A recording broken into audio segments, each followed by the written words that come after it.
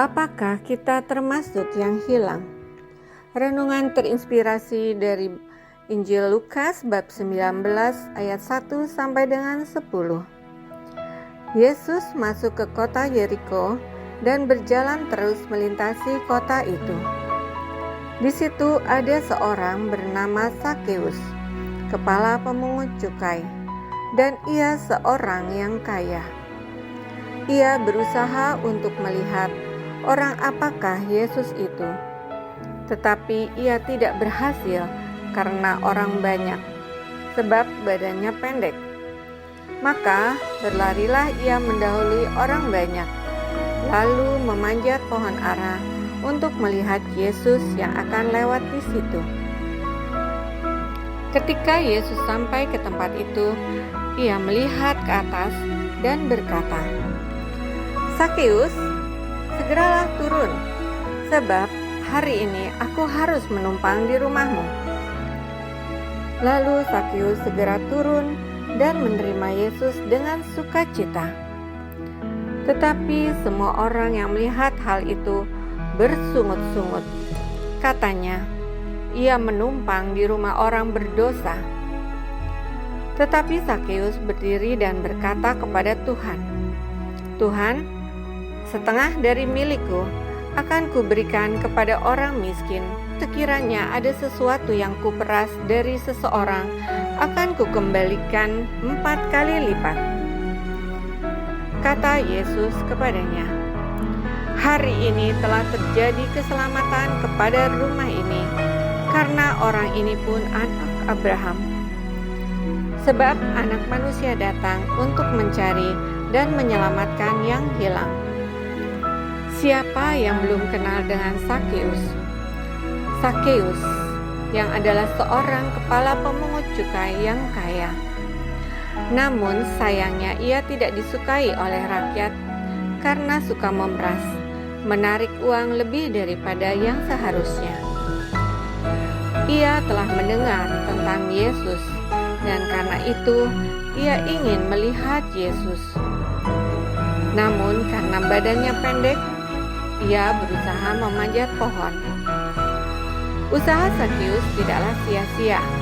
Ia dapat melihat Yesus, dan bukan hanya itu saja, Yesus mau menumpang di rumah Sakeus. Banyak orang tidak menyukai dan menjauhi Sakeus. Namun yang luar biasa, Yesus malah mendekat dan ingin berteman dengannya. Ketika Sakeus menerima Yesus, ada suatu perubahan yang luar biasa dalam hidup Sakeus.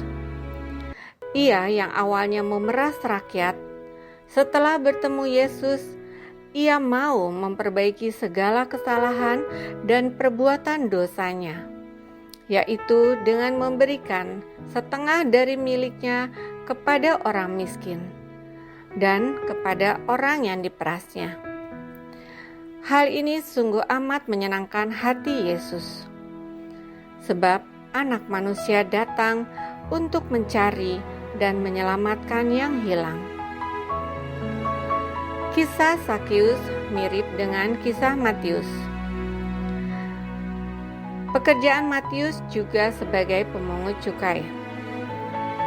Ketika Yesus melihat Matius, Yesus memanggilnya, dan tanpa ragu Matius pun mengikutinya.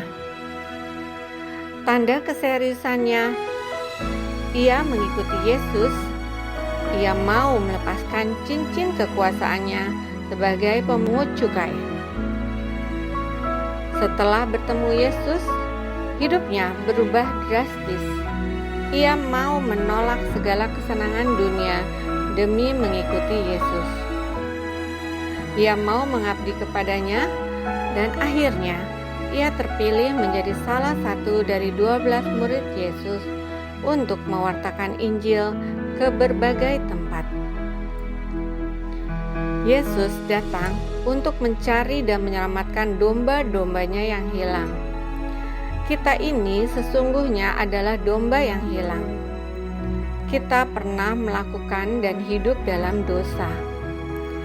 Yang menjadi refleksi kita, Setelah mengenal Yesus, apakah kita juga sudah berubah total dalam cara berpikir dan bertindak untuk setiap masalah dan keadaan yang kita hadapi?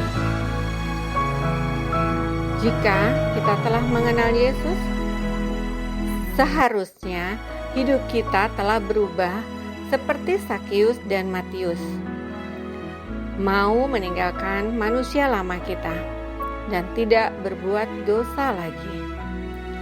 Kita tidak fokus kepada kekayaan dan materi atau kekuasaan atau perbuatan jahat kita. Tidak menjadi serakah dan tidak merasa sama. Hanya fokus akan kehendak Tuhan Yesus, yaitu berbuat baik, berbagi, dan hidup benar, sehingga kita memuliakan Tuhan dengan perbuatan kita. Marilah kita berdoa. Bapa, datanglah dan masuklah ke dalam hati kami secara pribadi, seperti Engkau menjumpai Sakeus secara pribadi di dalam rumahnya. Jamalah hati kami untuk menjadi manusia baru, sehingga kami bisa berubah dan meninggalkan segala perbuatan yang jahat dan tercela, dan kami hanya melakukan yang baik dan yang berkenan kepadamu saja.